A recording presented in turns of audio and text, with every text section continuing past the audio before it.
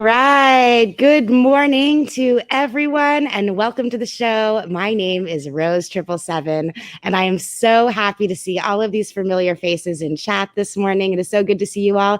And I am especially grateful to have my friend Steven D. Oliver here with me this morning after a very long time of admiring his YouTube channel for over a year since I started my YouTube channel.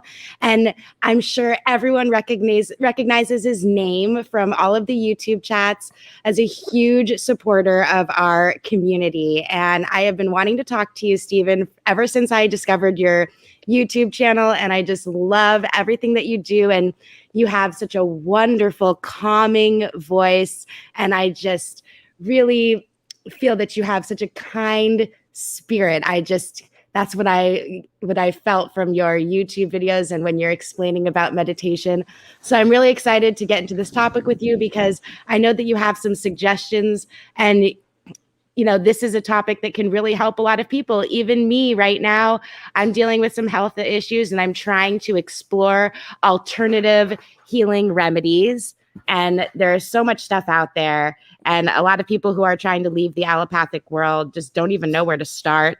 A lot of people like me who have really rapid thoughts and symptoms with what is commonly called ADD or ADHD. It's like an epidemic in this world. And even my best friend Kelsey and I, like whenever we're together, we can't even have like a normal conversation together because our ADD is so bad. And we just jump from one topic to the next. And it's just like, let me finish. No, let me finish. That's our whole entire conversation. So it's actually like going live together is like an exercise because we have people observing us. So we have to force each other to listen.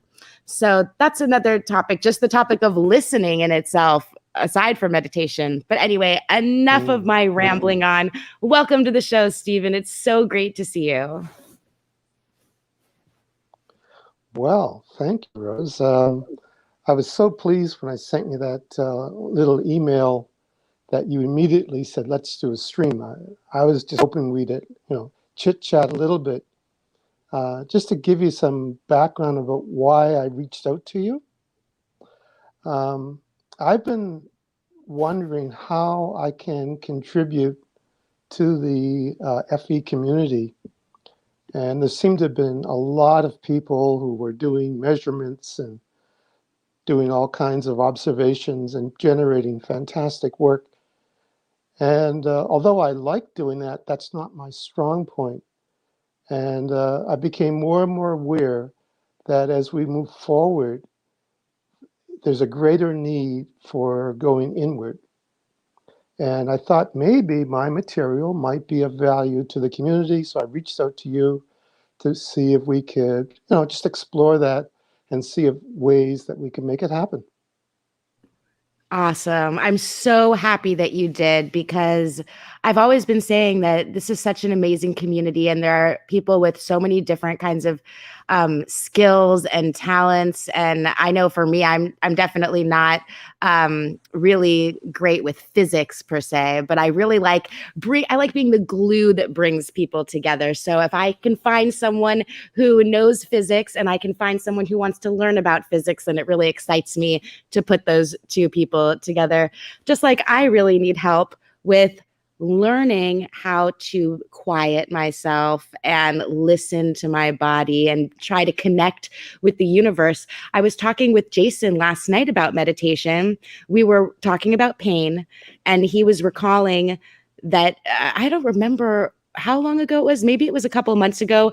Jason hurt his shoulder, and he's pretty tough. Like he doesn't really complain about pain. I know that he was in a car accident when he was younger, so he does have some chronic pain with his neck, but for the most part, if he's in pain, he always brags that he can just control it with his mind. It's like, well, that's really wonderful, but can you teach me how?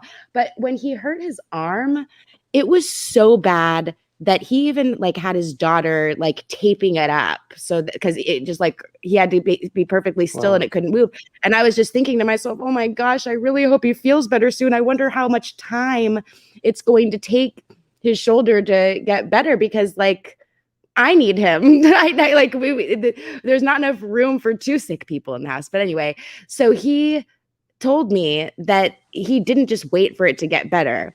He said that he went into deep meditation and he connected with the universe and basically commanded it to heal him. He's like, I don't know what is going on I don't know what's wrong with me, but fix it.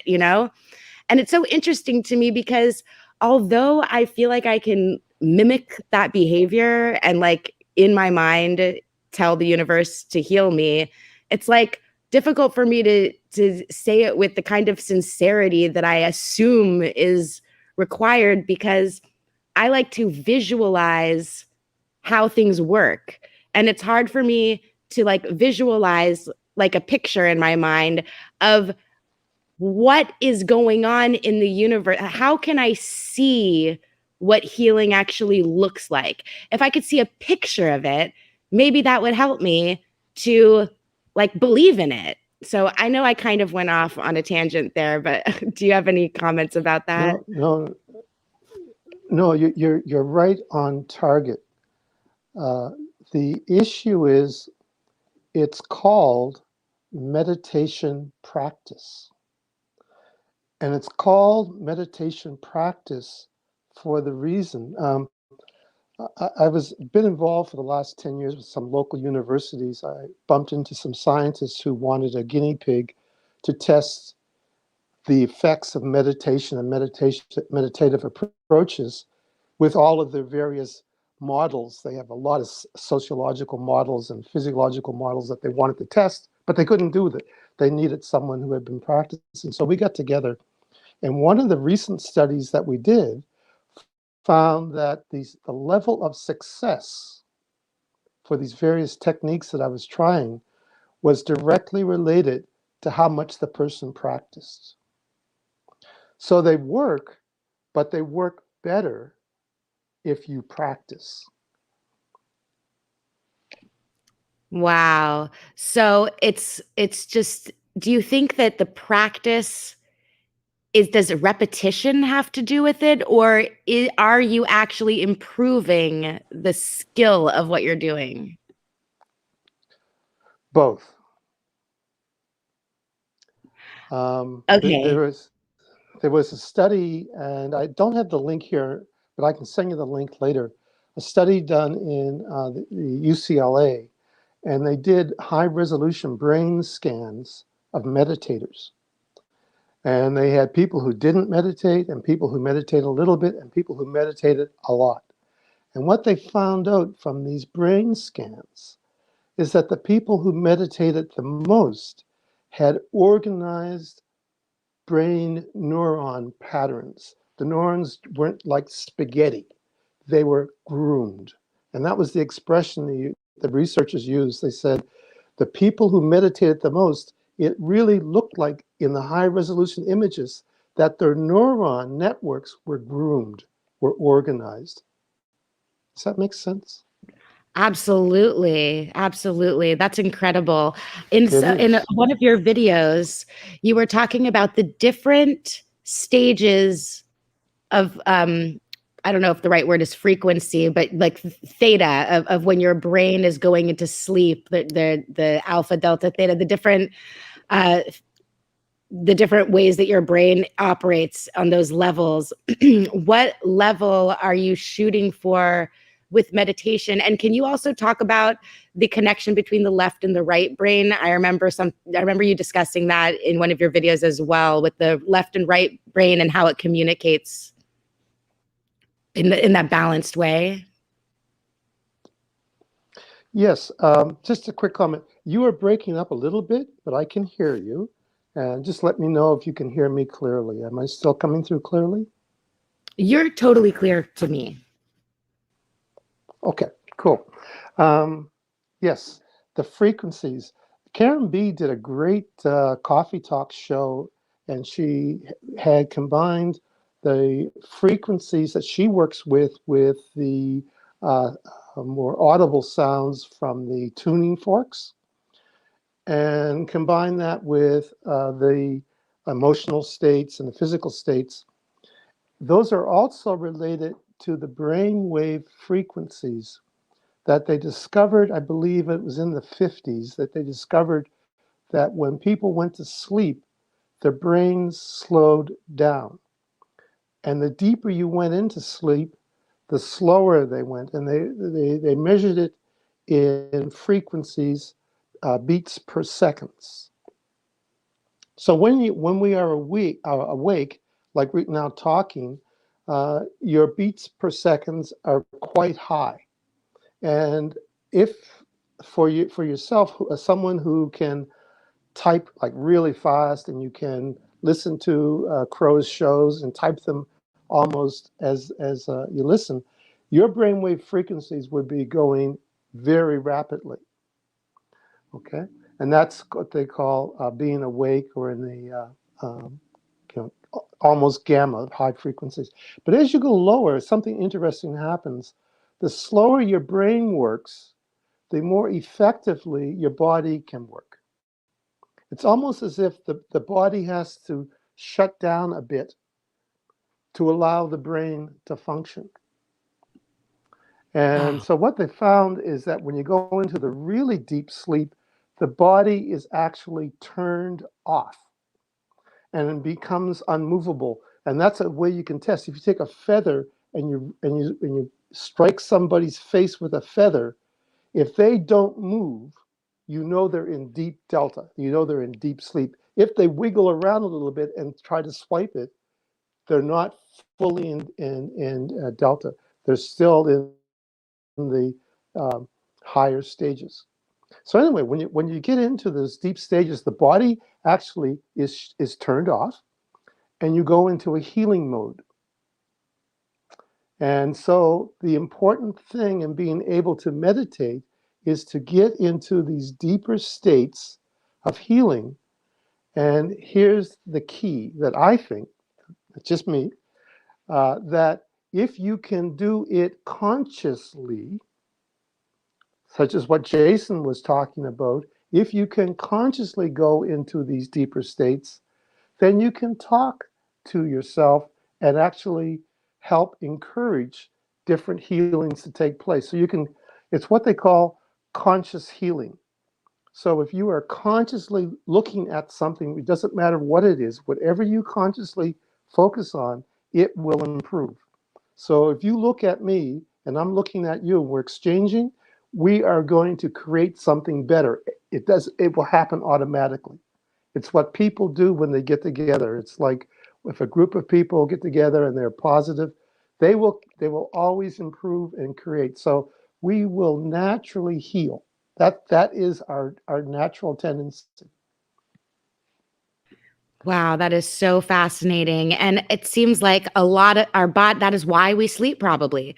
We probably sleep to regenerate. And Yep. that's probably why I have all of these medical problems because I honestly don't think I have ever slept in that Well, state of, I don't think I've here's ever been so asleep that someone can put a feather on my face. here's the rub. Here's the real issue with being well. You cannot repair unless you go into those deep states. It doesn't matter how good the doctor is. It doesn't matter how good the medications are. If you do not go down into delta, into that deepest sleep, which is around almost 1 beat per second, it's that slow. If you Wow. don't go down into those deeper states, your body cannot heal. I believe that. That makes perfect sense to me. What about synthetically induced sleep? Like what if I wanted someone to put me in a coma? Or what about pharmaceutical sleep like Ambien? I'm not even sure people actually sleep on Ambien. Maybe they just forget the night and they think that they slept. But honestly, I mean, are you really just trying to get into sleep whatever way, or does it have to be a natural sleep? Okay, I want to go back to something you asked, which is connected. Okay, I want to go back a couple of frames here. You also asked about left brain and right brain. Yeah. Okay, so here's the connection between left brain, right brain, and frequencies. Both brains function separately. So you can have your right brain functioning at an alpha or higher frequency, and the other brain, your left or the left, whatever one, is functioning at a lower. So they don't have to function at the same frequency. So if you ever talked with someone and they said, geez, they seem to be half brain dead. That's an expression, right? They're half, well, it's a real thing because you can have one hemisphere of your brain asleep or unactivated, and you can be really, really activated in your right brain or in your left brain. And the reason this is important is that one hemisphere is involved with recording, documenting, accessing, retrieving.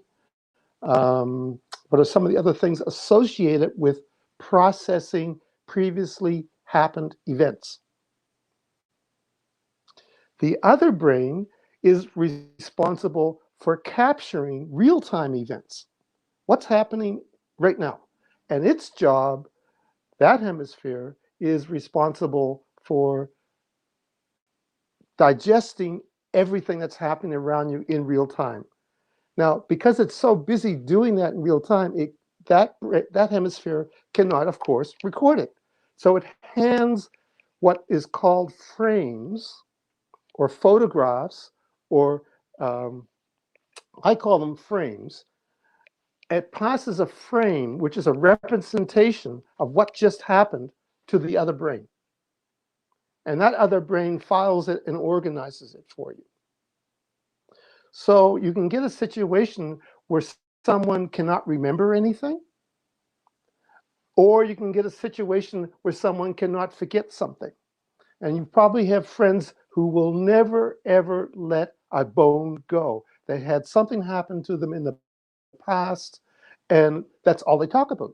You go out, have a coffee with them or whatever, you're hanging out with them, and that's all they do. They talk about the job they lost, the girlfriend they lost, or whatever, right? So you can get locked in one hemisphere or the other. Now, getting back to, are you with me on that? Oh, absolutely. The only comment I have about that is I was thinking about that process of what is happening right now and taking that snapshot and passing it to the other hemisphere and thinking, I wonder if some people, something is lost in translation, and that's people that have like a low self-image, because they see something that's happened, but the image that they pass over to the other side of the brain to be stored is not accurate. So people are having the wrong perspective about what happened, and that's why they're consumed with negativity, because the snapshot that they received, they're not accurately perceiving. I don't know if that makes sense.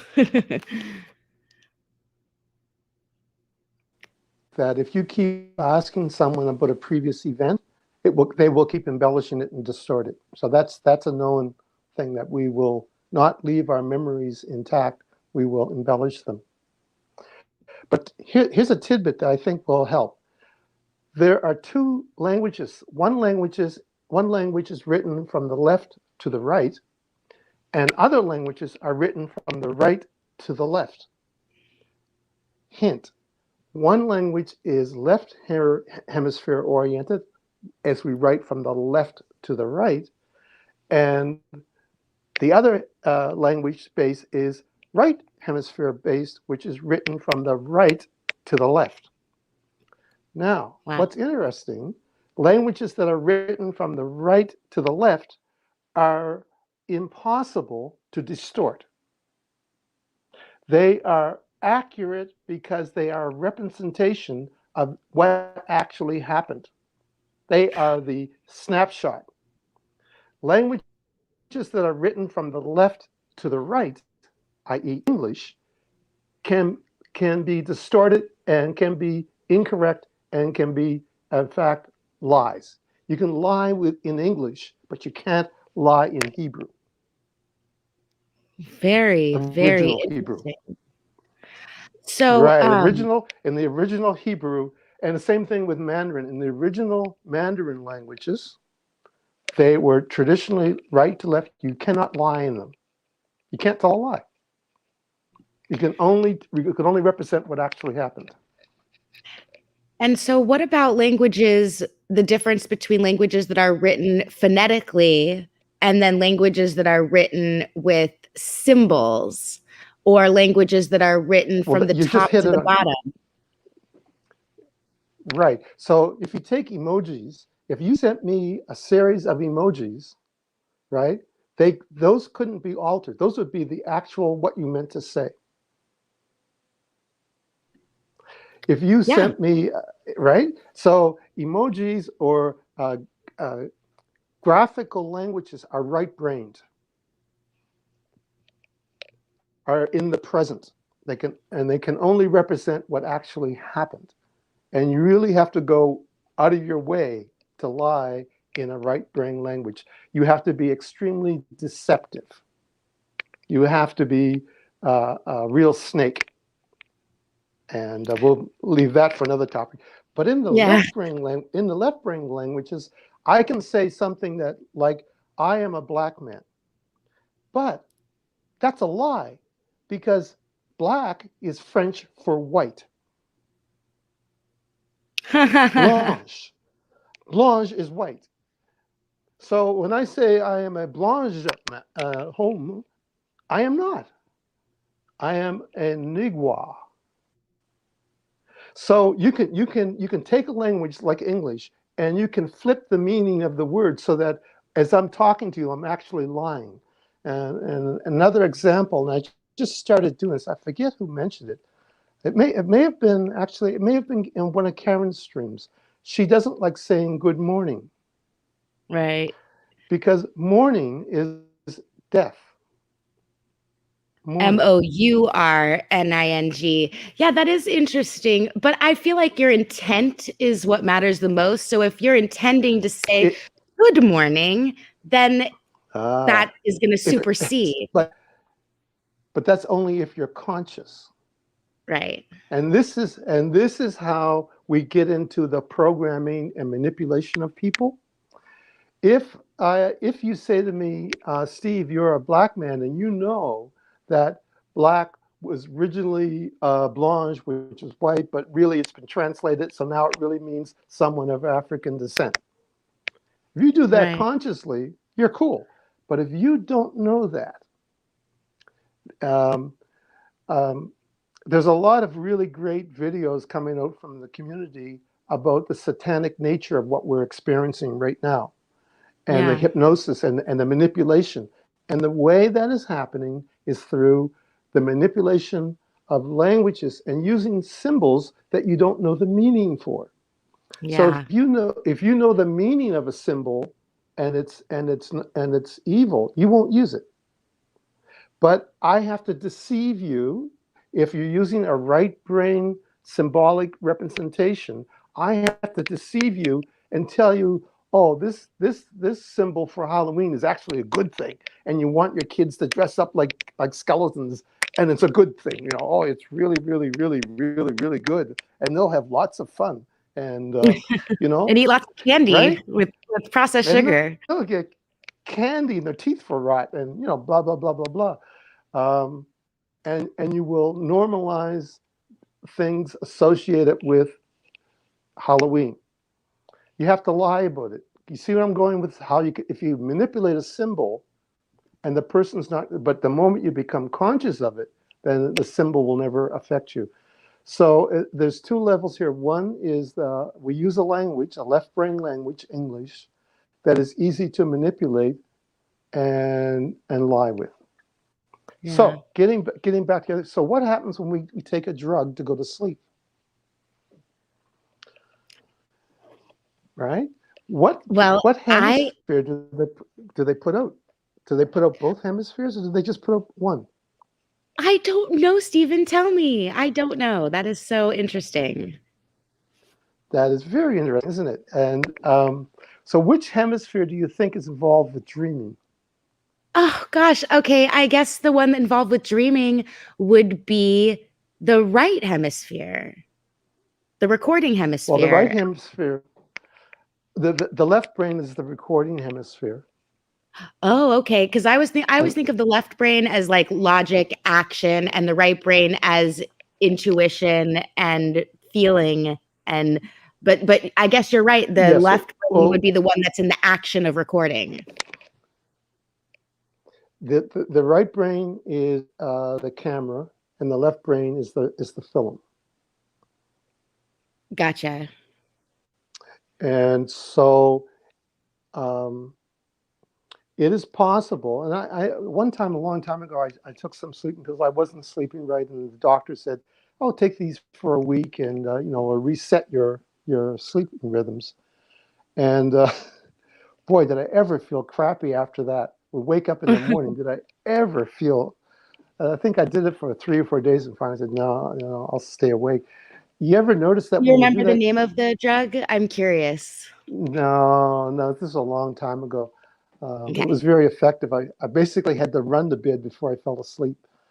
Um, but when you take, say, a normal sleep without any drugs, you just go to bed, you get your teddy bear, you fluff up your pillow, you go to sleep, and you wake up whatever number of hours later. Have you noticed that sometimes you feel fantastic and other times you feel horrible? The bed's messed up, the pillow's on the other side of the room, and your teddy bear, you can't find it, it's gone. Have you ever had mornings like that where some mornings are good? Well, I'm just asking.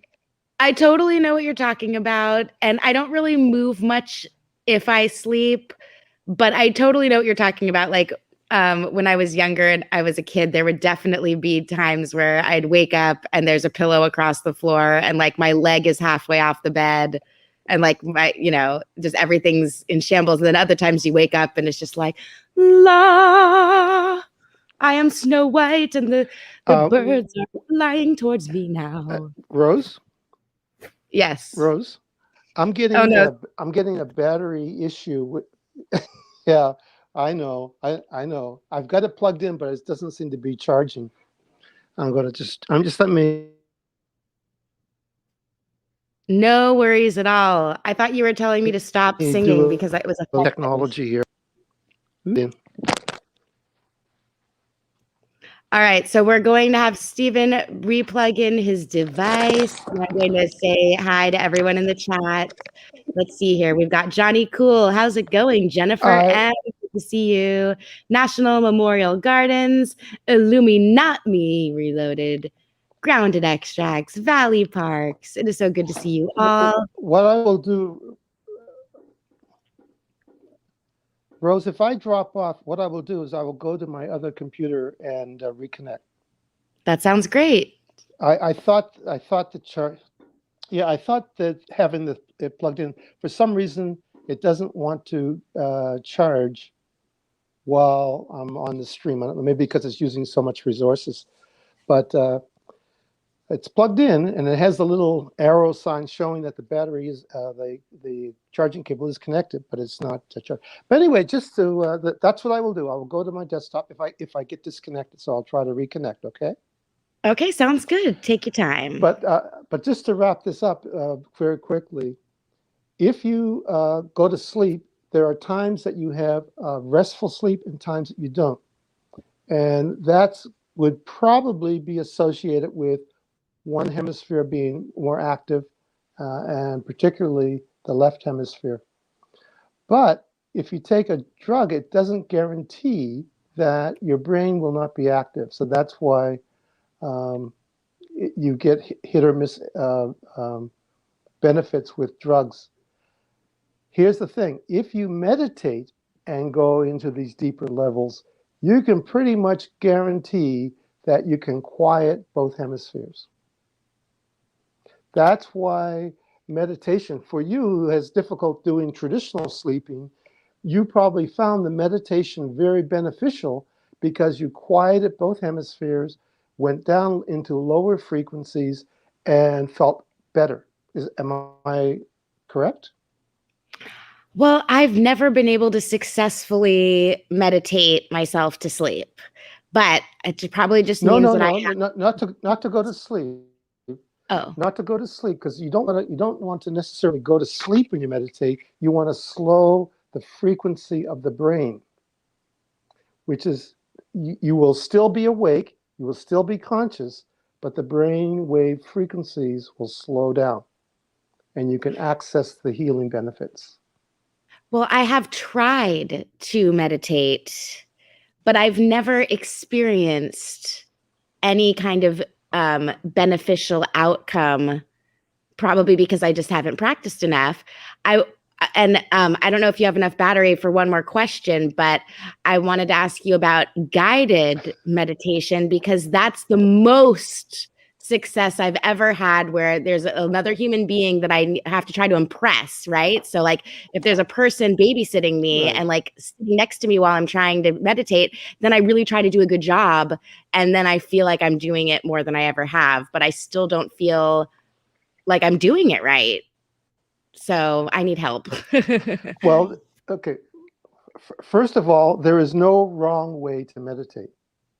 There's absolutely, and this is why people really enjoy learning about meditation, because there is no wrong way to meditate. It's all correct. Everything you do will be right. And so the first step is just to do something really easy to do. And the guided meditations that you found, and I commend you for being able to go and hunt down my YouTube channel and find those. You're very resourceful. Anyway, they work, and they allow an external voice to kind of guide you through slowing down of the brain, slowing down of the rhythms, and so on. So yeah, they're very an easy way to quickly access some of your lower frequencies of your brain. Yes, I definitely was thinking about maybe doing a group meditation every now and then on my channel. I just don't know if people are interested in it, but I think that I would be more motivated to meditate if I knew that everyone else was doing it with me. Or like, here's another example. Like my friend Jana put together that Tyranny and Eugenics Through Bioterrorism, Public Health, and the word that rhymes with vaccines is vaccines. She did that Right on. 10-part series, and I knew that it was going to be really good. And I know I put it on when it first came out, but I just was so busy and I just couldn't really pay attention to it. I just knew that it was good because I knew her sources for her research that she was using. But it wasn't until I was streaming it on my channel that I'm sitting here looking at it and I see that other people are watching it too in the chat. And that like motivates my brain to pay attention because I feel like I'm not just watching a video, but I'm experiencing the accumulation of information at the same time as other people. And that is more desirable to me. Okay. It sounds crazy as I'm saying it. Here's the here's the rub. Here's the rub, Rose. And I think this is what we're trying to talk about. This information that I've been accumulating for decades and trying to make available has been hidden. Just as the information that Jenna presented, which is beautiful documentary information, and the information that all the other people in our community have been presenting, it's information that has been hidden. We were taught with an educational system that was meant to dumb us down, that was meant to hide information. When people begin to find out that you can access I call it a technology, when you can access this technology in a very easy, systematic way, all the lights go on. But the trick is we have to deprogram people from believing that you can't meditate. We've been programmed to believe that we can't use these powers. We've been programmed to believe that, oh, I don't know how to heal myself. We've been programmed to think that we need to take a pill. We've been programmed to think that we have to call someone else to heal ourselves. And maybe sometimes we do, but there's a lot of times we don't. And you probably know people that are more resourceful and with their health than others. Jason being an example. If he can control his pain through his mind, then he's accessed one of the powers that are God-given powers that we have. So I guess what I'm trying to say before my before my battery runs out is that, hey, this stuff is really easy. It's easy to do, but I think my approach has been to educate people about the technology and to demystify it and to make it more accessible.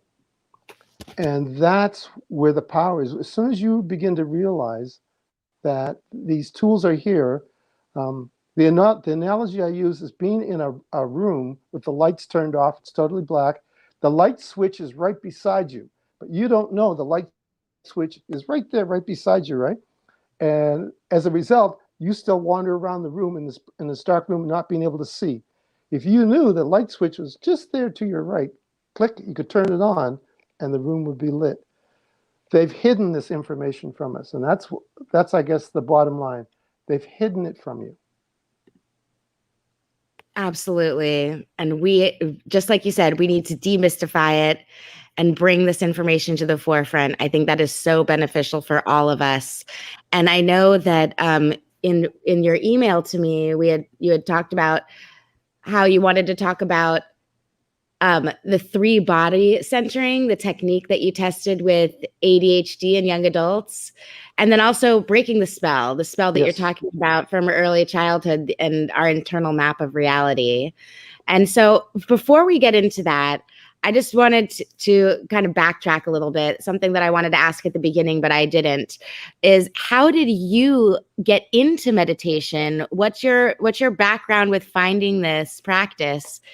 And then also your assessment of how did humanity get to this point, and how exactly did they implement these spells, and then we can get into how to break them.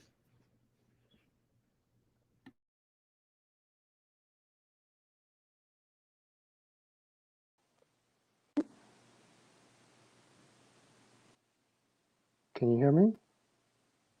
Did I break up? Yeah. Okay. I was born into a family of healers, and that's what happened.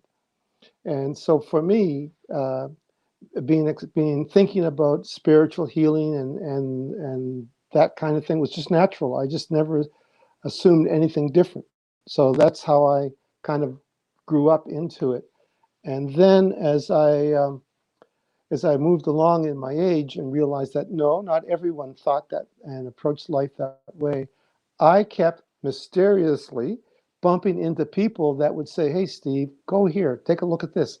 I would continually be handed off like from controller to controller, as if there was a guide leading me around saying, you really should talk to this person here. And then boom, this door would open. And so I honestly believe that I have been sort of nudged and sometimes pushed to discover different things and to see different things, because we don't always go willingly. Sometimes we go with our dragging our feet.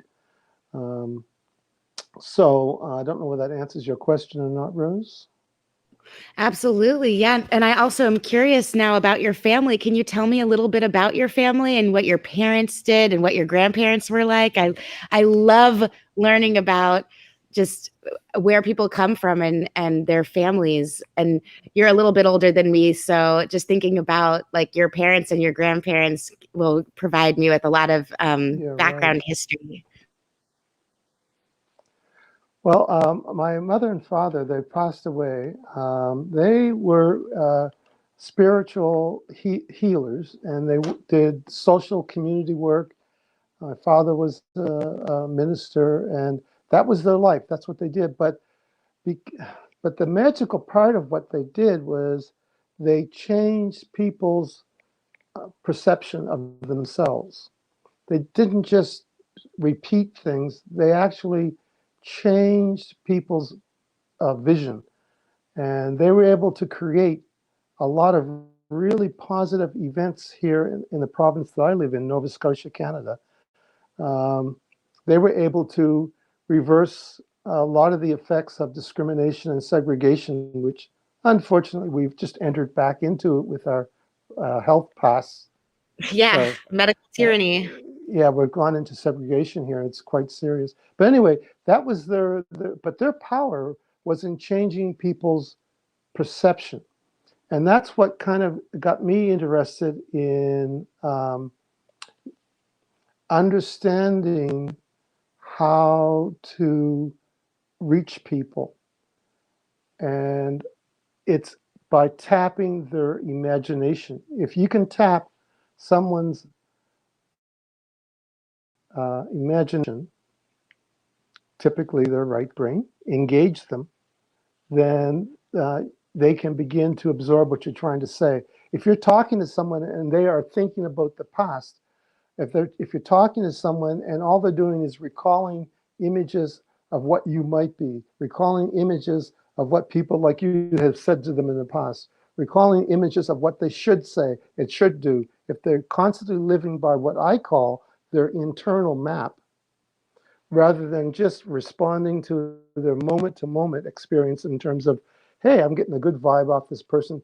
Yeah, this is working for me. That's real time feedback. If you have to get into real time feedback with people and learning how to do that with people is amazing, because the moment it, it's like a switch left. As soon as you get people reacting in a real time right brain uh, feedback loop, which is what meditation is. Meditation is a form of feedback.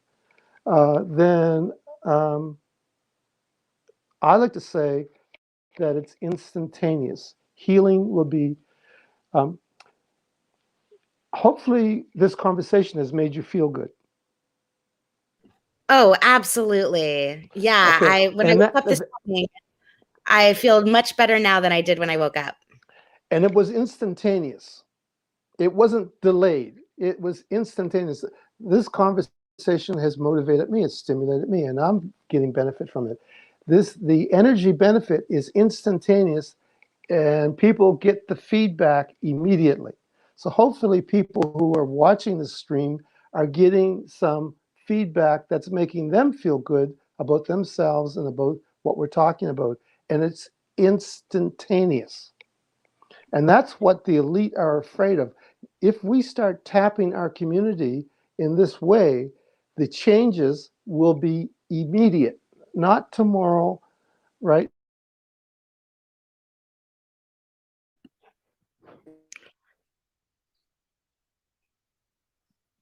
Think I you broke up for just a moment, unless I'm the one that's breaking up. Steven. Immediately, Okay. right? You just broke up a little bit, so I missed the last thing you said. I think, can you try to turn off your camera Go. just to see if that helps the bandwidth? If you click under at the bottom, you see where it says mute, stop cam mic, share, invite. If you click stop cam, it'll just turn off your camera and that might help the bandwidth. Okay, let's good. Let's good. Let's Yeah, see I'm if down. I, I'm down to less than 1% power on my battery, but it's still plugged in. I think that's why I'm still running. Is it's still plugged in. So let's keep going, and it will be what it is. yes, it'll be what it is. But I agree with you completely about this conversation making me feel better. I always feel so good around people, and I always have such a high energy that sometimes I'm like scared that what if I'm accidentally being a psychic vampire? Like, I feel so good talking to you and seeing everybody in the chat that it's like, am I stealing energy from people? Like, am I exhausting them because I feel so good?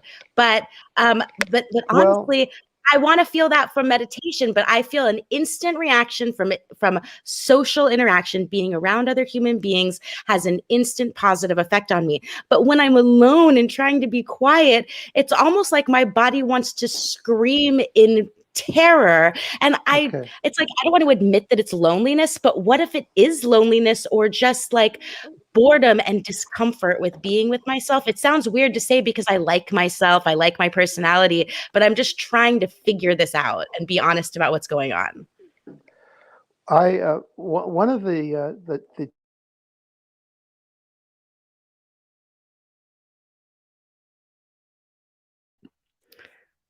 Oh, I think I lost you. Did you die? dude, and what one of the things he said to me, he said that people don't proceed with what he's teaching because of fear.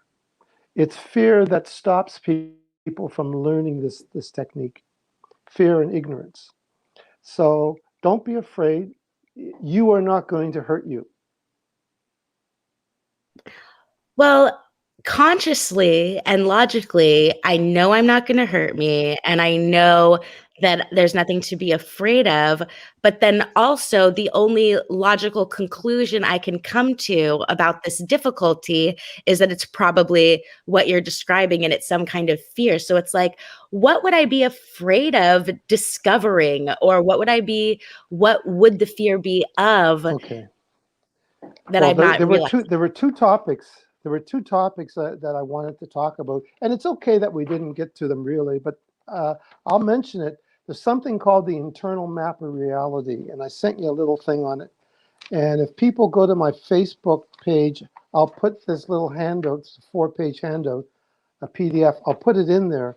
But the internal map of reality has been hacked, and we have been hypnotized and hacked, particularly in the last 40, 30 years, by our really well-loved U.S. government developing, and not just them, but the three-letter alphabet type organizations.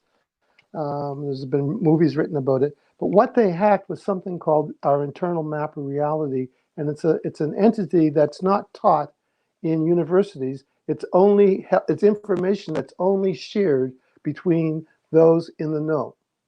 So this is technology that when I spoke to people at the university level, scientists or whatever, they didn't know anything about this. They just looked at me, what are you talking about? It's because it's not shared academically. It's only shared by those people who are using it to create things that we are like currently experiencing. And one of the effects of this internal map of reality, if it gets hacked, either deliberately or accidentally, is that you will build uh, illogical reactions to things that are programmed in you that you cannot avoid. You can't get around them. You sit down to meditate and you become anxious and afraid, and every time you do it, and there doesn't seem to be a way of getting around it. It's because it's been programmed into your internal map of reality, and you got to change it. So we I can want to change talk it. about How that. do I change it? I want to change it right now today. And it's actually relatively simple thing to do, but it takes some practice because the map is based on repetition. You ever watch little children?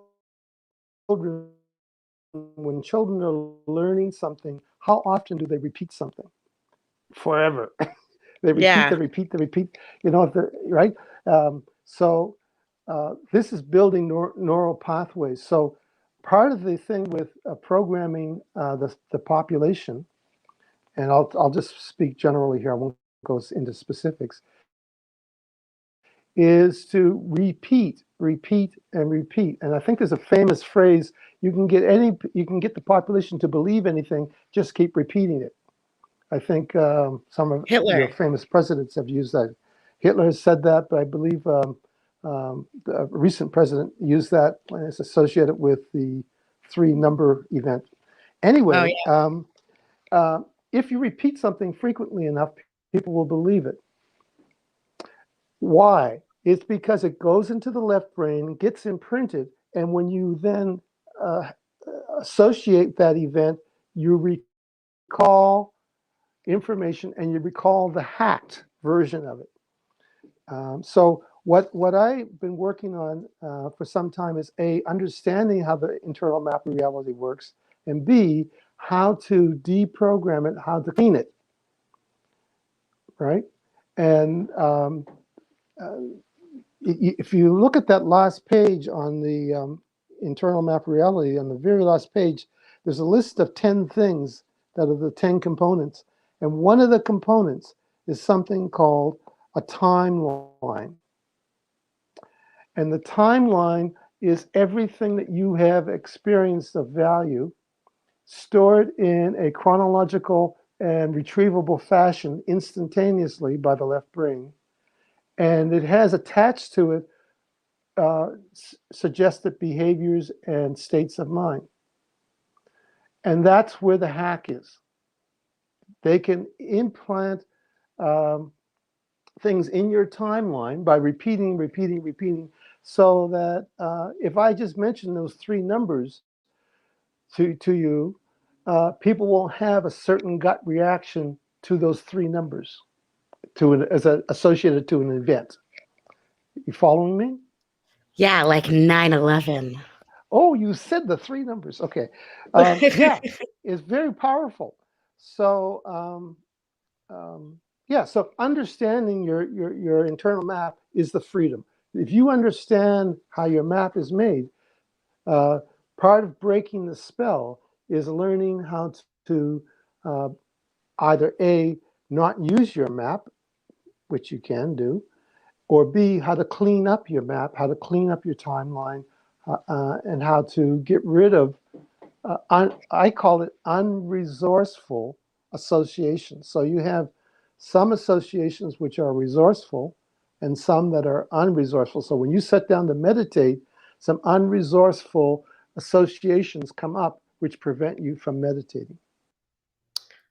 Oh, and with that, he disappeared. But at least he answered my question. That was like perfect timing for his phone to die because he did answer my question. And that does make perfect sense to me that when I sit down, I want to meditate, I have these good intentions, I have thousands of people by now, probably now that I'm 36 years old, who have told me all about the positive benefits of meditation. I know they're not lying about it. I've seen the differences in people. I know that it's real. So then how come when I sit down, like, okay, for example, like, let's say I'm really, really sick and I'm just laying in bed. I mean, I'm not doing anything else anyway, right? So why can't I just freaking do it? And it's probably because there is some kind of program and I am associating it. I'm associating the act of meditation with some kind of negative thing. I mean, that's what he said, right? I just want to make sure he's not here to tell me if I just articulated that properly, but that does make sense. And so I've always thought, like, I used this word earlier in the stream, babysitter. I need a meditation babysitter. Someone like, oh my gosh, if Musicians for Truth was here right now and he was like, hey, Rose, let's freaking meditate, I would be like, hell yes. If Valley Parks was here right now and she was like, let's just sit down, shut the fuck up, and meditate and heal our bodies, I would be like, hell yeah, Valley Parks. If Flat Smack, if Flat Accord Music, all of I want to meditate with all of you, but I don't want to meditate by myself. And I also can't be the one to like make it start. I like need someone to, lock the door, sit me down, possibly, tie me so that I can't move. Like you need to tie my head to the wall so that I can't. You need to like, how can you make someone's eyeballs stay still? I don't know. Like, I don't know how to stop moving and looking around and observing my surroundings and taking note of them and possibly thinking about what Crow 777 radio episode would associate with it. Like, I'm looking at my cute kitty right now and thinking there is not a Crow 777 radio episode that is about why kitties are so cute. And it's been years now, and we need to do this. We need to have a researched episode that properly explains why are they so cute. So anyway, I hope that Steven is coming back. I'm going to wait a few more minutes, perhaps, or maybe I should end it. It's been an hour already, and I do need to start getting ready for my day if I have any prayer of a chance of being on the Baby Truther show. But how about this?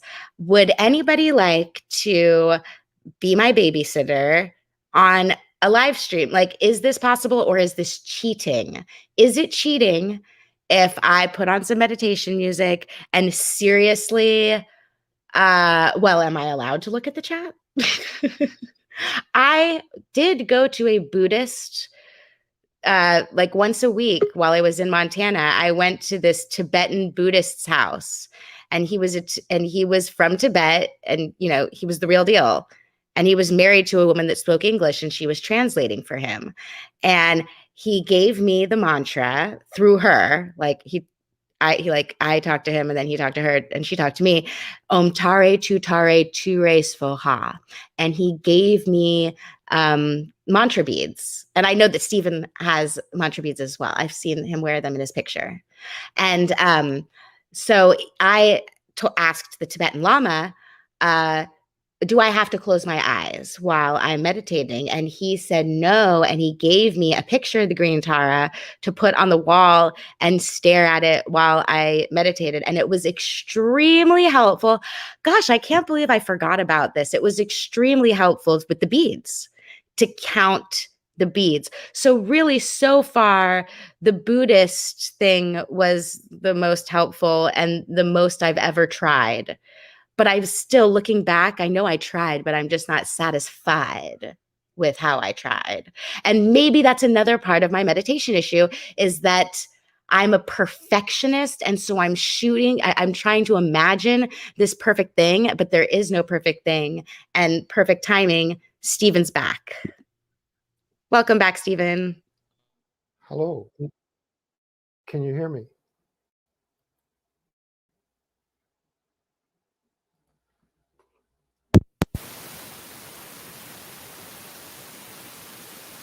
I can hear you, but can you hear me?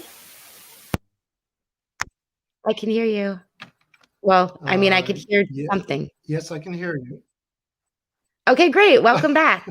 Well, oh, thank you. And I'm using my laptop rather than my iPad, so I didn't have time to hook up the microphone. Am I? Can you still hear me? Yeah, you sound fine. I can tell that Okay. you're using the indwelling microphone on your computer, but it's totally audible, very easy to understand.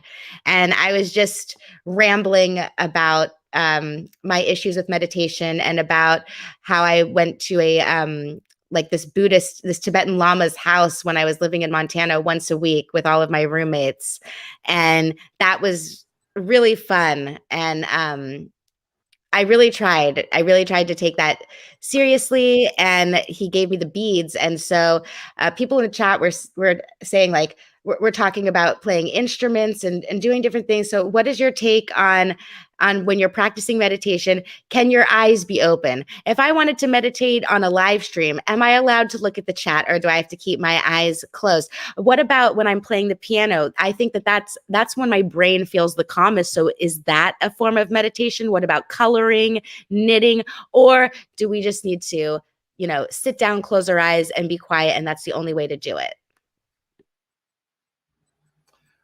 Well, do you remember I said that there's no wrong way of meditating? Oh yeah. Well, I know you said that, but okay, Okay. but I mean, there's got to be a wrong way to meditate. Like I'm not meditating right now, right? I Or I am I? know, I know.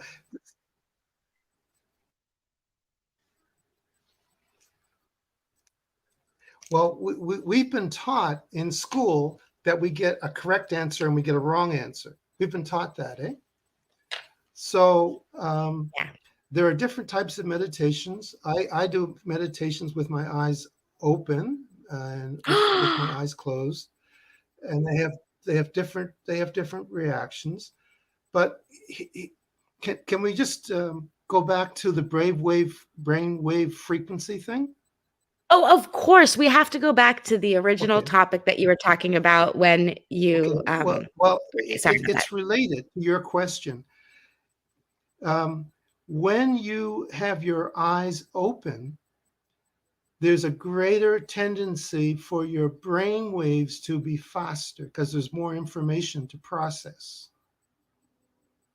So in the beginning, I often get people to just close their eyes, and that will immediately slow down their brainwave frequencies. That's why at night, what do you do to go to sleep? You close your eyes, and that is a trigger to tell your brain to slow down.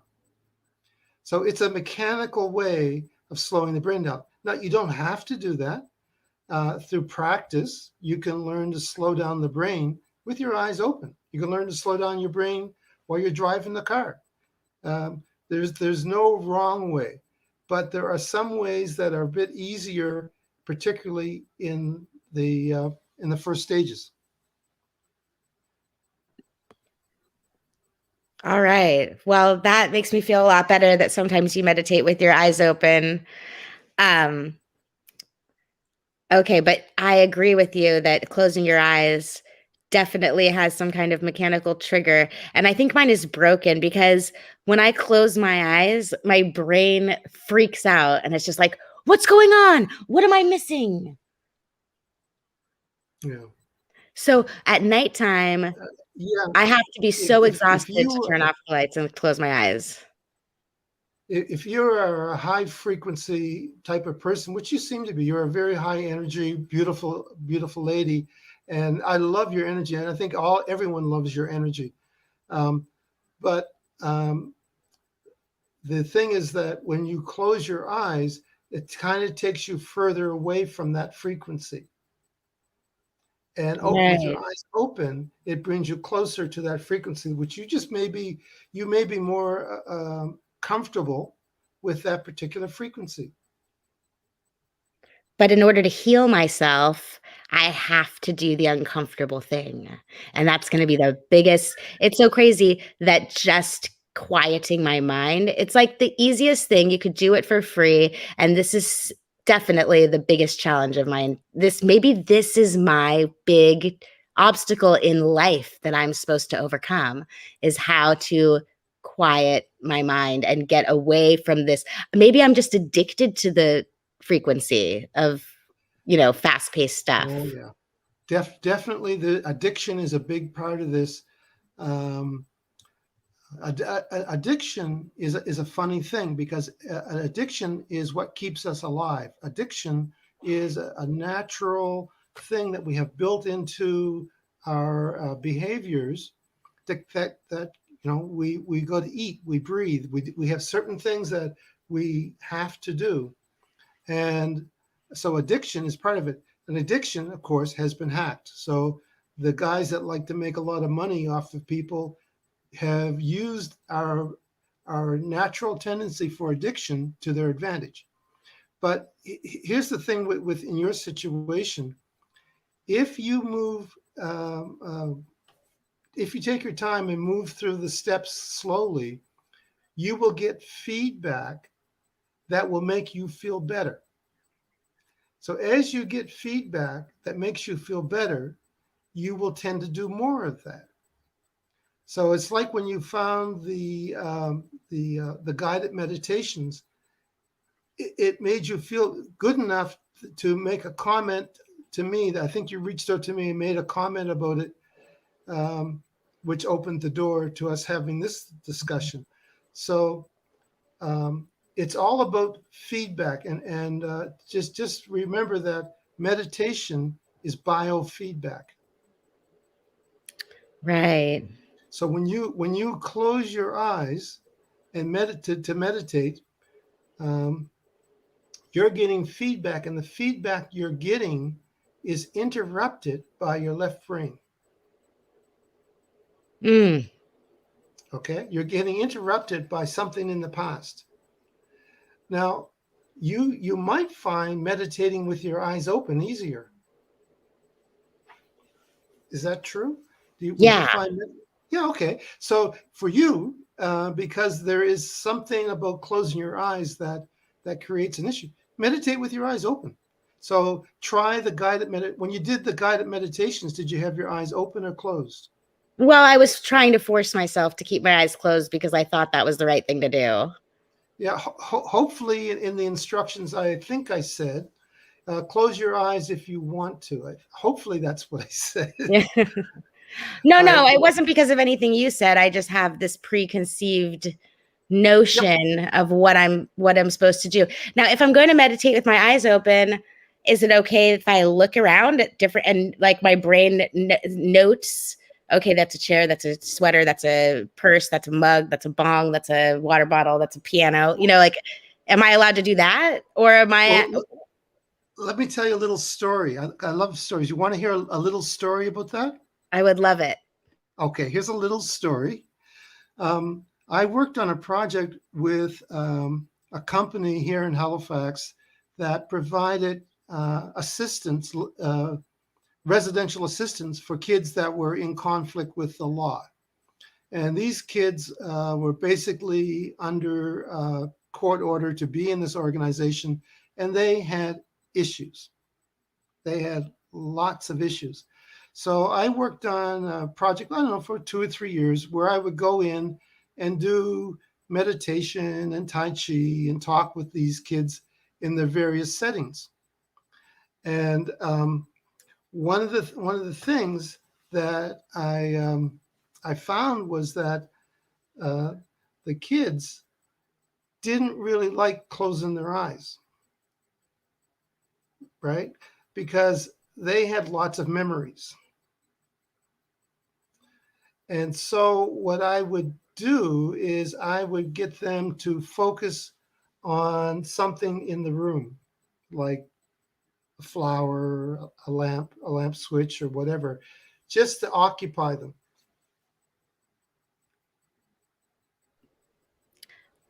But do they have to pick just one thing, or can they go from one thing to another? Well, they can do either. There was one night, I was in a house, and it was a girls' house, and they were in a really, really active mood. I couldn't get them to do anything, and they didn't really want to do anything. They didn't want to do that silly meditation stuff. So I said, I'll play a game with you. Now, did you do the color meditation? That's the first one I found, and Okay. that's my favorite. Where I walked through the colors of the rainbow? That's probably okay, I take that back.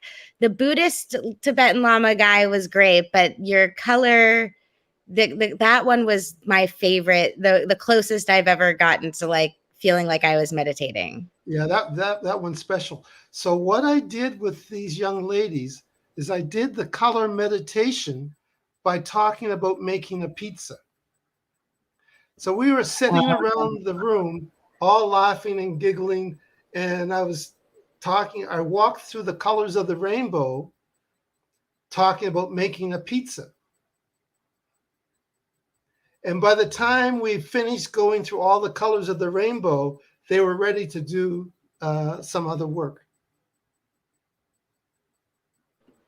So they did a more advanced exercise after that? Well, they did one that required them to be more focused, yeah, because they weren't ready to focus.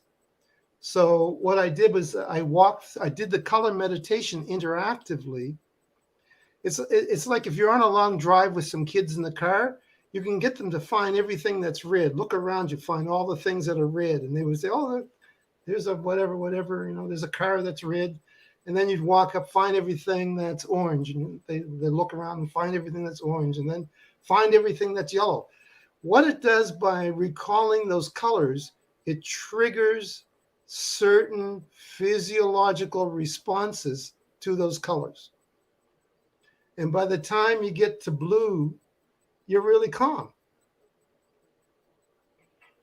So Wow. the reason I'm using that example is to say that an example of making the pizza, I couldn't get them to settle down, but I got them to do the color meditation by playing a game and talking about it interactively. Does that make sense? Oh yeah, I love it. I absolutely love it. Yeah, that's why that was my favorite meditation, because it was just really, it's easy for me to visualize color. If I have something to visualize, it makes it so much easier for me. Sometimes you hear people who are doing guided meditation, they'll just say, just relax. And if you have a thought go through your mind, that's okay. Just let it go. Just let it flow past. And I'm like, well, why did you say that? Because now that you mentioned the thought going through my mind, I'm thinking of every single thought that is going through my mind, except I don't know exactly which thought to pick to imagine. So I'll just think of them all, Yeah, absolutely. Well, what happens when you do the color meditation, either by yourself, by just thinking of the colors of the rainbow, or by listening to, say my tape on it, what it does is it triggers the left brain to recall things associated with the color red. And the interesting thing about the colors of the rainbow, in most cases, the things that people recall and have a physiological response to are relatively clean and positive. There's only one case where I had someone recall something that was a little bit disturbing. They had images of blood when I Yeah. said red. But other than that, people talk about strawberries, they talk about sunrises or sunsets, or they talk about whatever, right? If I ask them after they do the meditation what they thought of with the various colors.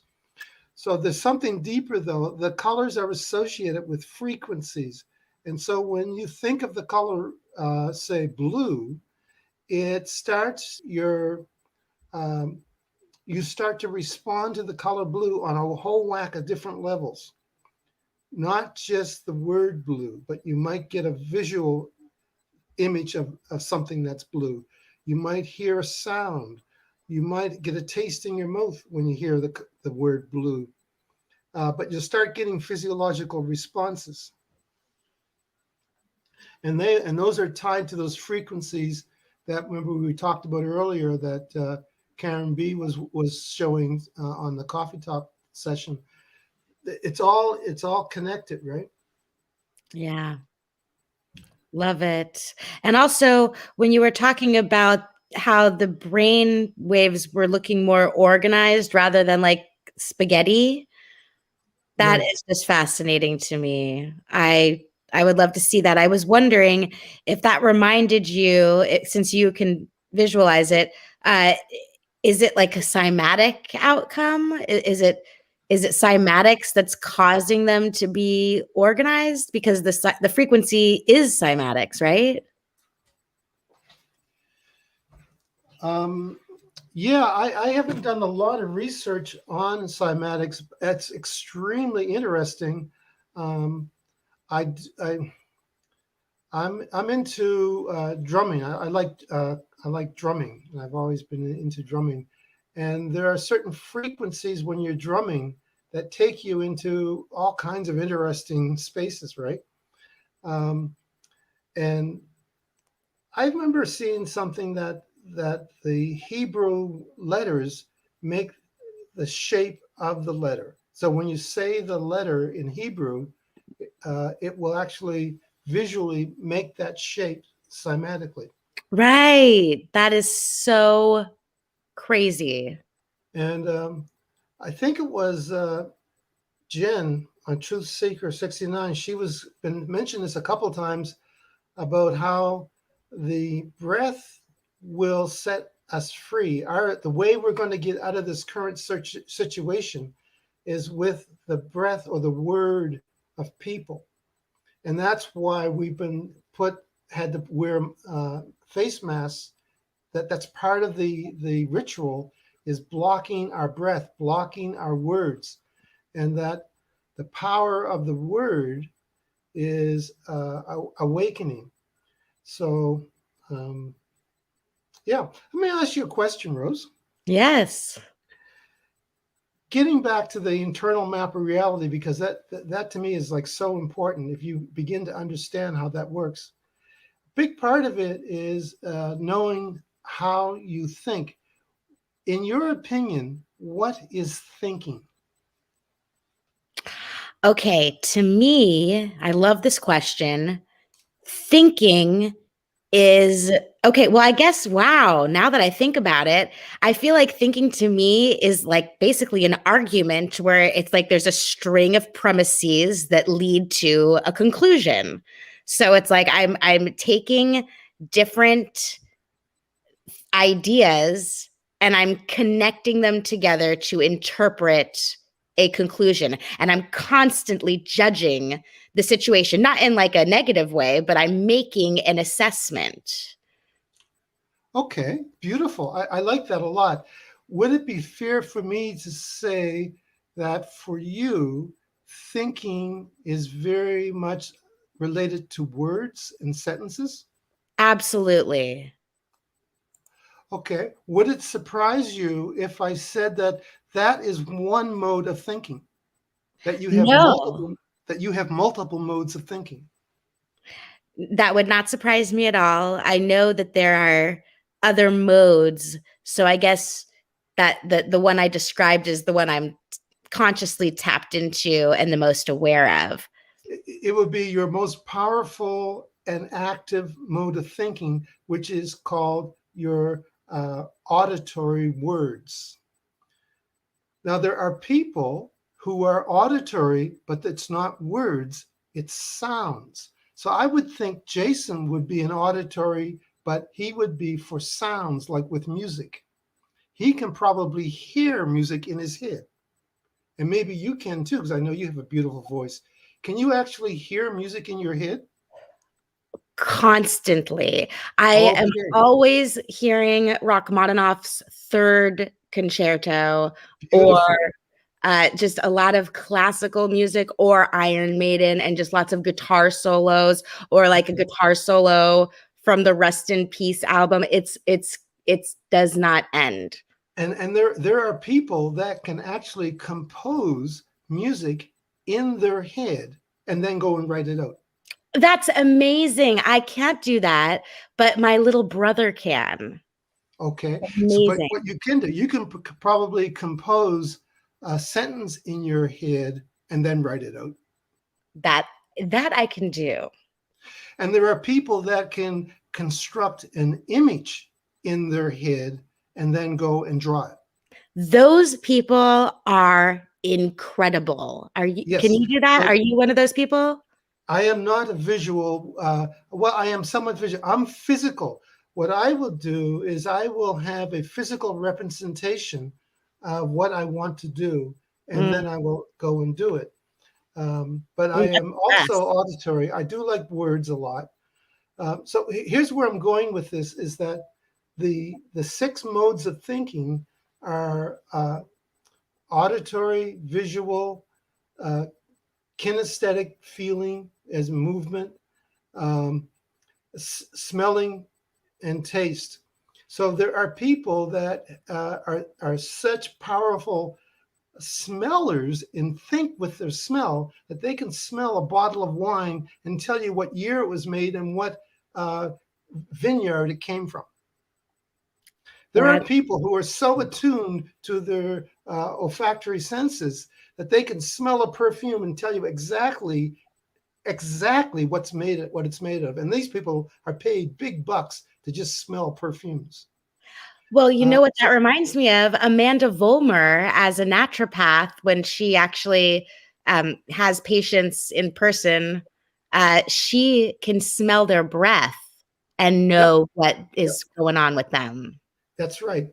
Um, yes, and so would you say like certain animals are very much olfactory, like puppy dogs and cats? They actually communicate with smell. So thinking is actually the processing of our six senses plus words. So there are people who can think. It's not very often, but you do get people who can think with taste. An example: when I cook, I never physically taste my food until the end. I can, in my mind, I know what it's going to taste like as I'm making it. Wow. Yep. I very, very, very seldom will. And then at the very end, I'll taste it. Oh, okay, that's what I like. So I can taste things through just thinking of them. So our thinking process is really a combination of things we smell, things we taste, things we can see, things that we can hear, both sounds and words. Those are separate. So if you combine all those things together, you can make what I mentioned earlier, a frame. You can make a little video of a moment in time. So you can capture, and so depending on which mode of thinking that you are tending towards, you'll paint the picture. For you, you might paint the picture with words. For me, I might paint the picture with visual and movement. For someone else, they might paint the picture with sounds. Okay, so and so when you ask them to remember something, they will recall an experience, right? Pull it up into the present, go to the left brain, recall it, look at it, and what they will see in that frame or what they will experience in that frame will be the modes that they valued the most and they put in that frame. They will be leaning towards, if you're very much a wordsmith person, your frame that you recall from the past will have words that people said to you. If you are an auditory person, you might hear sounds. If you are visual, you might actually see the the event. So this is how we think. As the latest research that I have on it is that there are no other modes of thinking. That when we go to communicate with ourselves or with someone else, we're going to do it. We're going to make a frame with those six plus words and transmit it or record it or whatever. That is thinking, and that's what they hack. That's why television ads are so powerful, and that's why they're so loud. They attack all of the modes of thinking. I'm just sitting, I'm nodding my head a lot. They really are. They have Okay, totally hacked. okay. So understanding that when we talk about something in your timeline that's causing unresourceful behaviors today. When we go back into the timeline, what we're going to find is a frame or a little movie made up of these modes of thinking. So we might find a frame that will have words, might have sounds, might have smells, it might have textures, whatever, right? And that's how these frames, when they're recalled, that's what you experience. You re-experience those things. And what you do is then you assign a meaning to it. So you recall a frame, and it either makes you happy, it puts you in a state of mode. If you think of one of how many cats do you have? 6? 5. You have 5 beautiful kittens. When you think of them, do you immediately feel good? Yes, I feel so good. And then I think about how I have to stay alive for these babies. Like, they cannot exist. Nobody will ever love them like I love them. I have to do it. You just hit 2 really important things, that these frames, you recalled a frame of your kittens, and you made 2 statements that were very important. One, you talked about an emotional state that it gave you. It made you feel really happy. And then you talked about a behavior. You said, I want to stay alive to look after them. That's a motivation for behavior. And that's what happens when you pull up a frame from the past. It will affect you emotionally, a state of mind, but it will also affect you and make you want to do something. It will affect you physiologically. It will make you want to stay alive so you can look after those little kittens. So every frame you pull up will probably have a meaning that is emotional or state of mind. I don't like the word emotional because it's kind of limiting, because state of mind can cover a whole broad spectrum of things. It's more than happy and sad and whatever. It's a whole spectrum. Let's just say state of mind. And then a behavior would make you want to go and eat that apple pie, or, whatever, pick up your cat and pet it. So, and that's how we get hacked. If we put in someone's timeline a meaning, a state of mind meaning, and a behavioral meaning, we sneak it in there.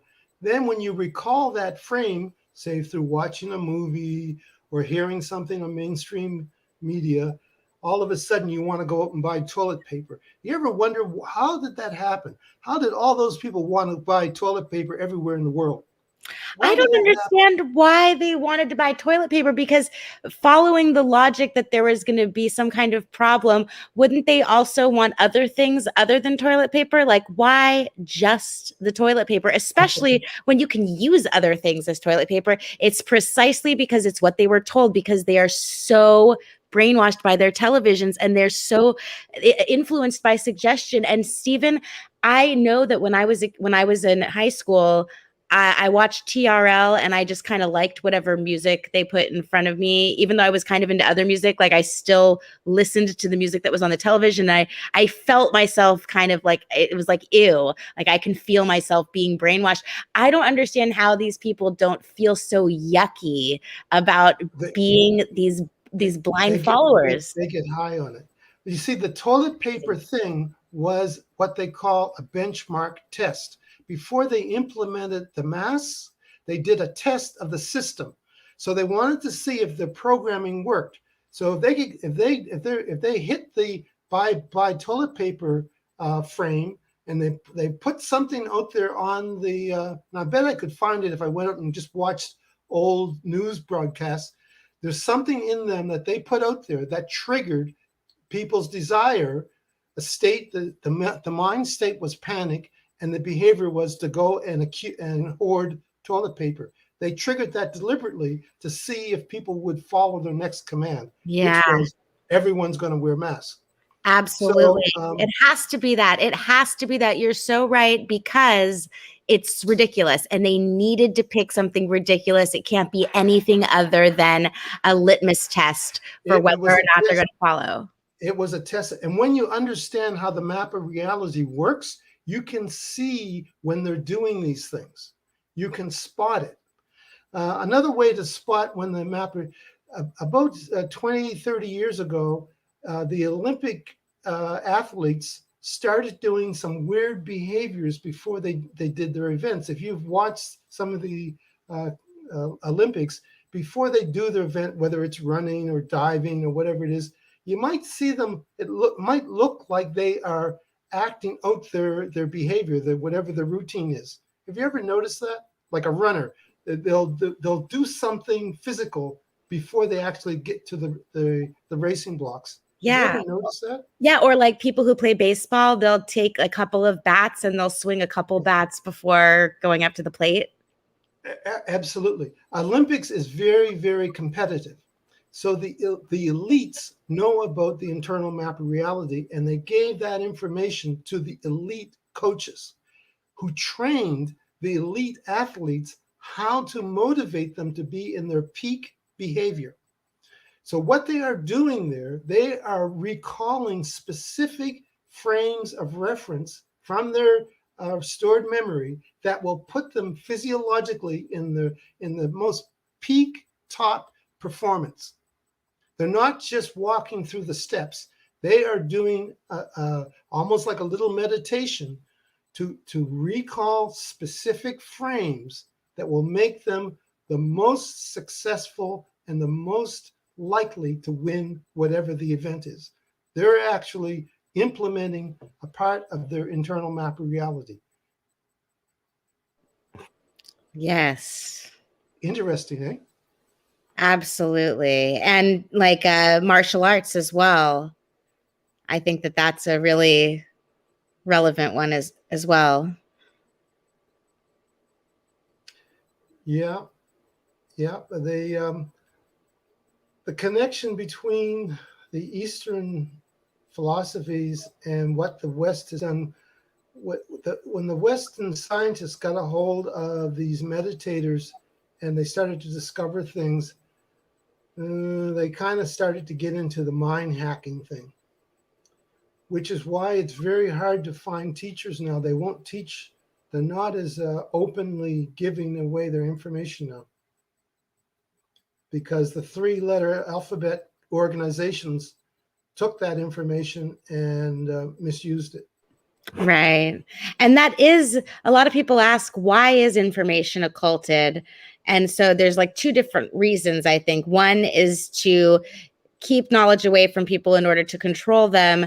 And then also it's to protect that knowledge from being perverted and misused on unsuspecting people. Okay, well, if we were taught as kids about our internal map of reality and the way we really think and the way we really store information in our left hemisphere and how we can activate it, we would not be susceptible and rush out and want to buy toilet paper. It also explains why people in the truth community are less likely to fall for these programs, because there's a funny thing that happens the moment you start to we'll use the word break the spell. The moment you start to mess with the meaning of some of these stored events. Okay, let me give you a better example. You ever see a magician do a trick and you go, wow, that's amazing. I wonder how he did it. Yes, I have done that. And then every time he does that trick, you say, wow, wow, that was a fantastic trick. But if you find out once how they actually did the trick, you will never, ever be wowed by it again. Right. If you sort of peek around the corner and you see, oh, that's how he did it. There's a wire or that connection, that emotional state that you had and that physiological response you had to his trick is gone. Yeah, it's like the difference between people like us and a normal person watching television, watching like a rocket launch, to them, it's like, oh my goodness, humanity is just so amazing. We have accomplished something spectacular. Here's the And thing. then we're sitting over here laughing our butts off. And the thing is, when you hit that realization, something changes in you instantly. The association between the mental state and the behavior that you had originally with that memory is gone. Okay, so that's how we clean your timeline. We modify or break the unresourceful behavior, unresourceful state of mind.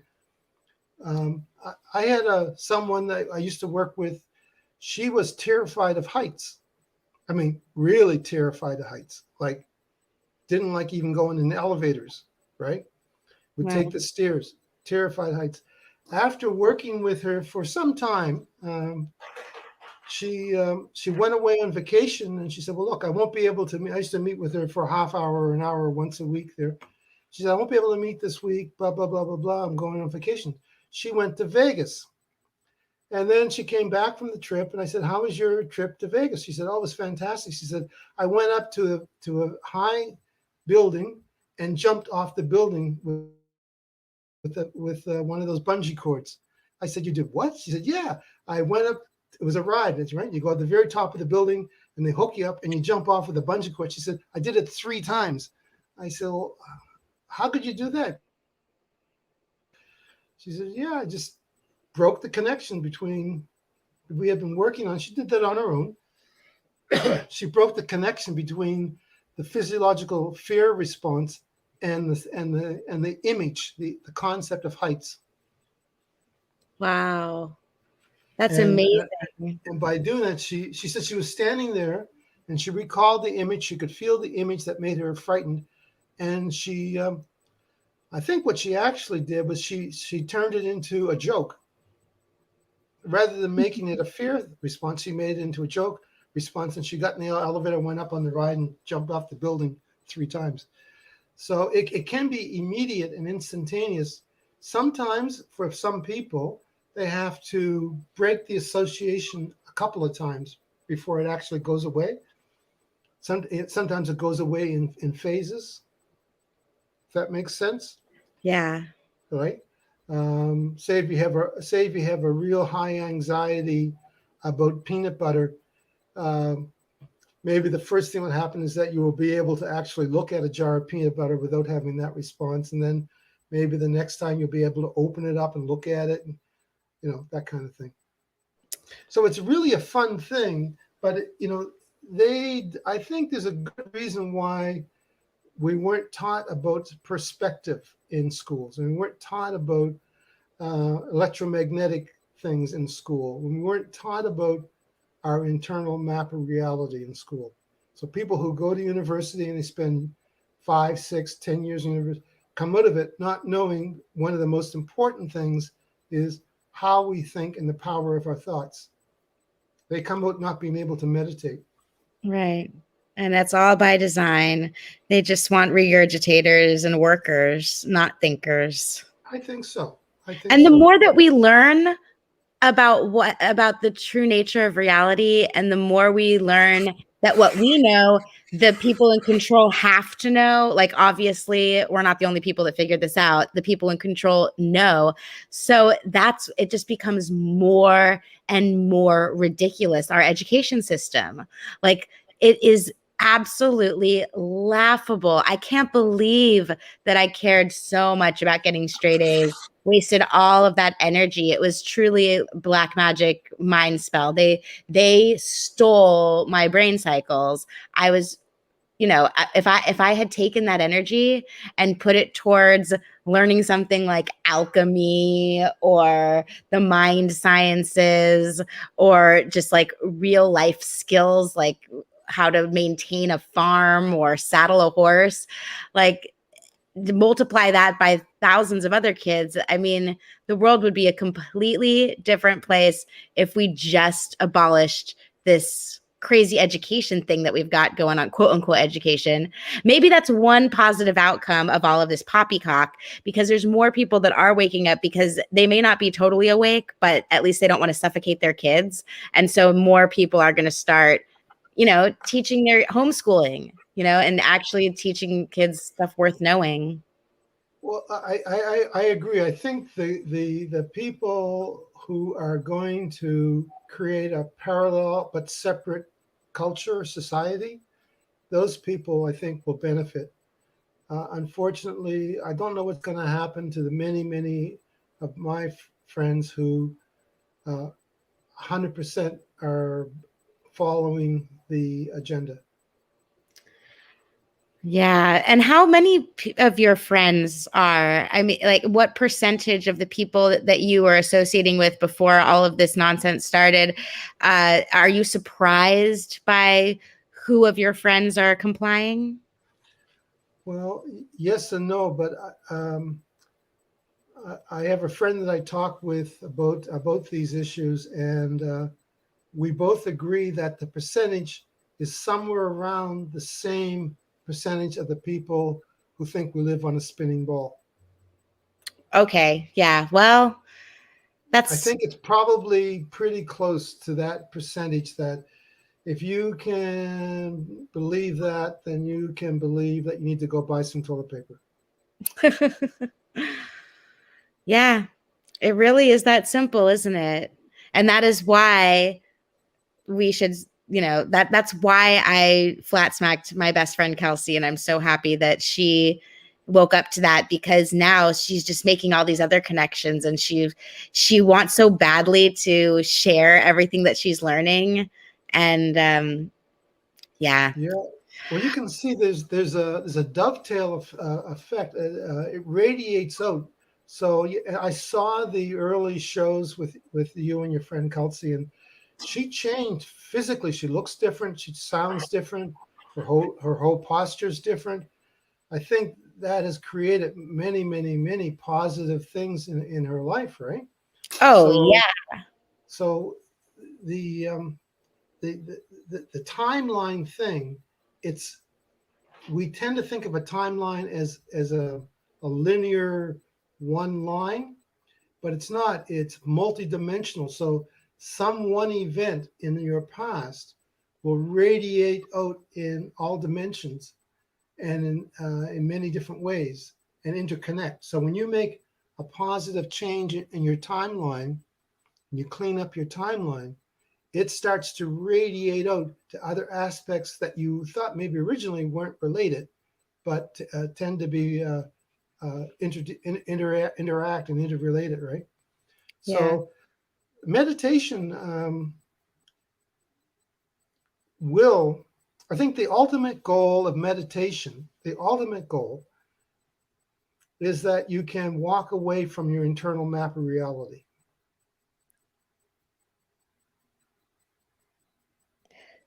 And okay, so for anyone who is joining us now that's coming into this conversation late, we're talking about the internal map of reality that has been hacked in order to get people to do ridiculous things. And if we can clear our timeline, you have to correct me if I'm not articulating this properly, You're but doing if good. we can clear the timeline, then we can break that spell. And so what if I said that correctly, what are like what is the starting point, and what are the steps that you can take to clear that timeline? I know it's going to involve meditation, but if you can give like a way to move forward, what would your recommendation be for all of us and everyone who might be interested in this sort of thing? Well, first of all, the purpose of this call or this stream today was to open up a dialogue and to see if there were people interested. That was the first thing. I mean, if no one's interested, it's like trying to convince people that we don't live on a spinning ball. If people are not really interested in learning that, it is really hard to introduce a different concept.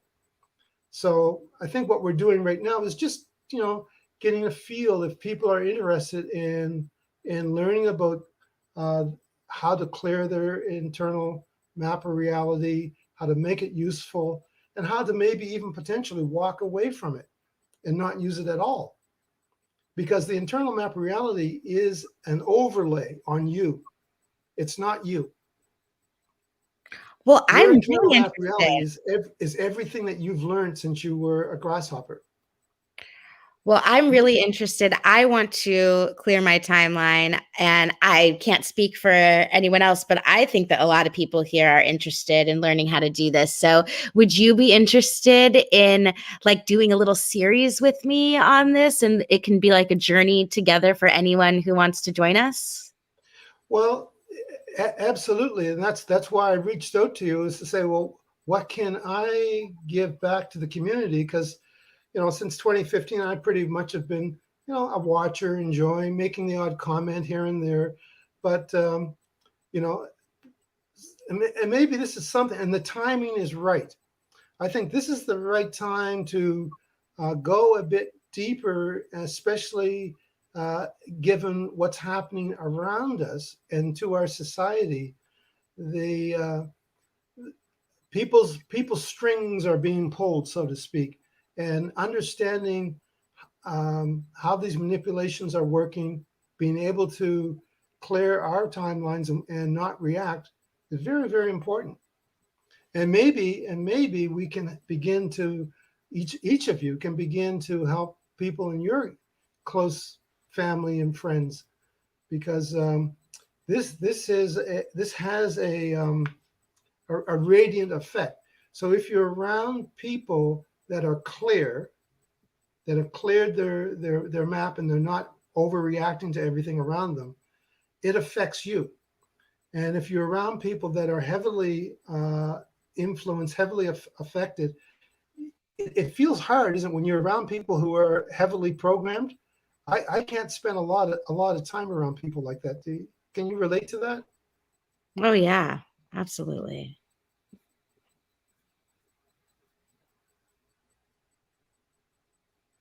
Are you still there, Rose?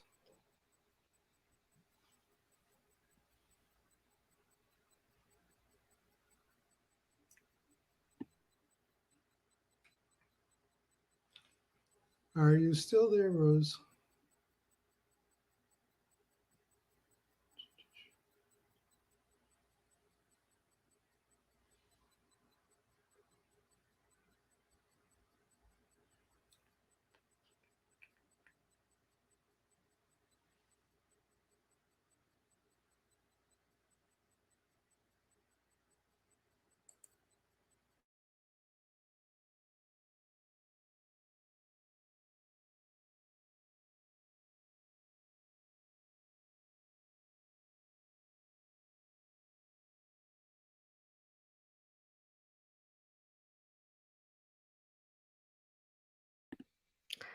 I just had a connection issue. Oh no, did Steven get a connection issue too?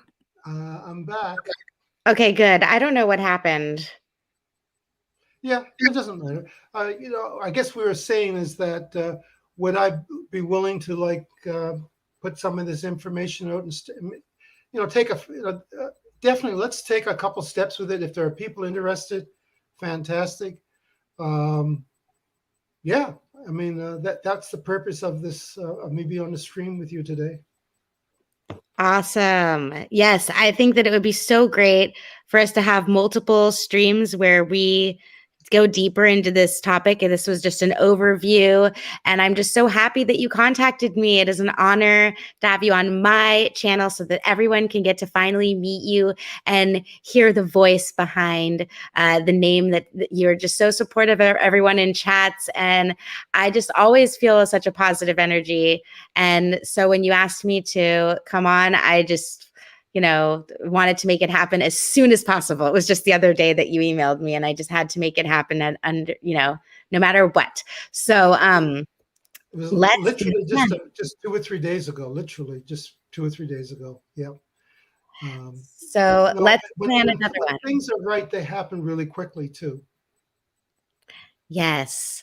And I think what I'm going to do is maybe do a stream by myself and listen to one of your meditations, and then just, have it open for anyone else that wants to join me, because I like the idea of doing this as a group. It's just, I feel more motivated to like meditate with other people than by myself. So I'm just going to go with that.